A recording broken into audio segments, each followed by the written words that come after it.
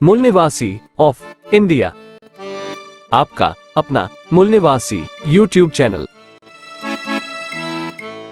राष्ट्रपिता ज्योतिबा फुले,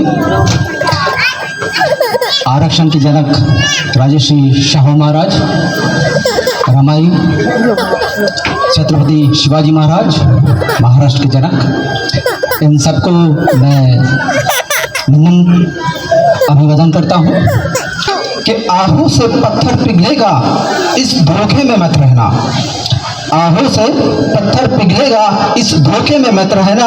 बिना लड़े इंसाफ मिलेगा, इस धोखे में मत रहना। भारत के जर्रे जर्रे में अपना अपना हिस्सा है, भारत के जर्रे जर्रे में अपना अपना हिस्सा है। बुला बुला कर कोई देगा, इस धोखे में मत रहना। भाग्य और भगवान तो प्यारे केवल एक छलावा है, भाग्य और भगवान तो प्यारे केवल एक छलावा है। ईश्वर ही कल्याण करेगा, इस धोखे में मत रहना।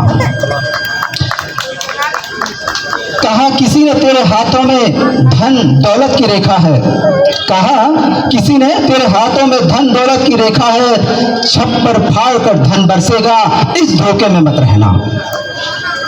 शिक्षित और संगठित होकर खुद पर तुम विश्वास करो, शिक्षित और संगठित होकर खुद पर तुम विश्वास करो।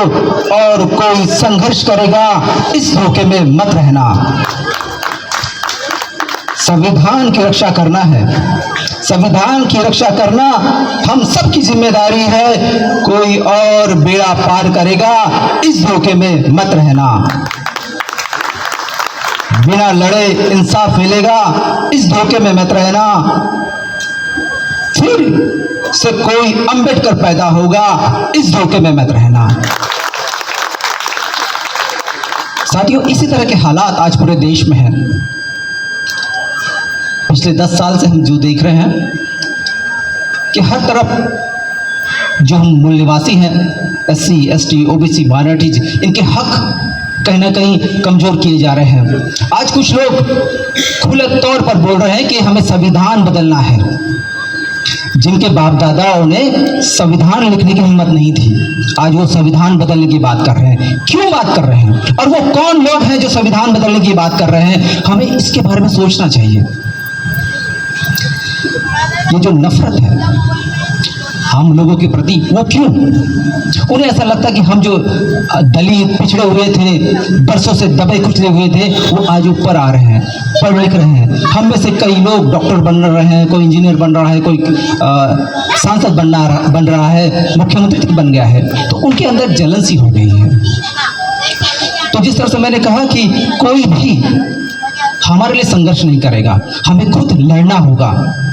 सोचिए कि अगर एक बाबा साहब, एक व्यक्ति, एक अंबेडकर साहब पैदा हुए तो आज बरसों की गुलामी से हम मुक्त हुए हैं।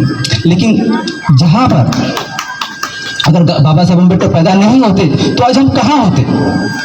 आज हम वहीं गांव के बाहर होते, जहां हमें पानी पीने का हक नहीं था, नए कपड़े पहनने का अधिकार नहीं था, पढ़ने लिखने का अधिकार नहीं था। वो फिर से हालात आने वाले हैं अगर हमने अपने अंदर सुधार नहीं किया। आज पूरा का पूरा सिस्टम जो है वो हमें गुलाम बनाने में लगा हुआ है। अगर हमारे बच्चे स्कूल में जाते हैं तो वहां पर बच्चों के दिमाग में गुलामी भरी जा रही है। उनके स्कूलों में बाबा साहब अंबेडकर की, महात्मा फुले की, सावित्रीबाई की जयंती मनाई नहीं जाती, बल्कि सावित्री और न जाने कितने ही त्योहार होते हैं वो मनाए जाते हैं। मैंने कल ही देखा, मैंने अपनी गाड़ी में सिर्फ एक नीला झंडा बांधा था और देखता हूँ सुबह टूट के पड़ा हुआ है। तो वो कौन लोग हैं जो नीले रंग से उनको नफरत है? उन लोगों को ढूंढना होगा, देखना होगा कि वो क्यों ऐसा कर रहे हैं।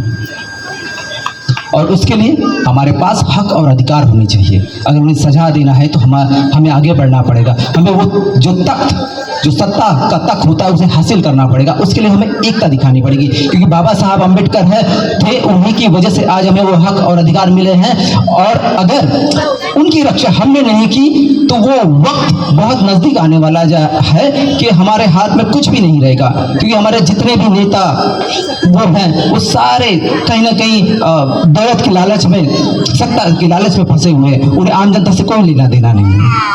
तो हमें सही लोगों का चुनाव करना पड़ेगा। आने वाले समय में चुनाव है, इलेक्शन है, सही लोगों को चुनिए जो पढ़े लिखे हैं। ऐसा, और मैं भारतीय मूल निवासी आज़ाद पार्टी से जुड़ा हूँ और उसका मैं राष्ट्रीय अध्यक्ष हूँ। और अभी करीबन 5 राज्यों में हमने सांसद के लिए लोगों को खड़ा किया है। तो ये जो चीज़ें हैं मैं क्यों कर पाया, सिर्फ और सिर्फ बाबा साहब ने जो अधिकार दिए हैं उसकी वजह से। आज मैं अगर सांसद का चुनाव लड़ रहा हूं तो सब इसके लिए कि बाबा साहब ने मुझे वो हक और अधिकार दिए हैं और वो संविधान में दिए हैं। तो लोग उसी संविधान को मिटाना चाहते हैं। तो इससे सिर्फ हमारे अकेले के अधिकार नहीं मिटने वाले, हम सबके जो भी जिनको मिले, चाहे वो महिलाओं को शिक्षा का अधिकार हो, हमें नौकरी का अधिकार हो, हमें राजसत्ता तक जाने का है, वो सारे अधिकार मिट जाएंगे। तो मैं सबसे आपसे निवेदन करूंगा कि हमें संविधान की रक्षा करना है, मिलजुल के संविधान की रक्षा करना है। इतना ही कहकर मैं अपने 2 शब्द समाप्त करता हूं। आपने मुझे इतना समय दिया, इसलिए आप सबका बहुत बहुत धन्यवाद। जय हिंद। आज का वीडियो अगर आपको अच्छा लगा तो वीडियो को लाइक जरूर कर दीजिए। अगर आप इस चैनल पर नए हैं तो चैनल को सब्सक्राइब जरूर करें और बेल आइकन को भी टच कीजिए ताकि आपको हमारे नए वीडियो का नोटिफिकेशन तुरंत मिल सके। तो जल्द ही मिलते हैं नए वीडियो के साथ। तब तक नमो बुद्धाय, जय भीम, जय मूल निवासी, जय जम्बूद्वीप, जय भारत।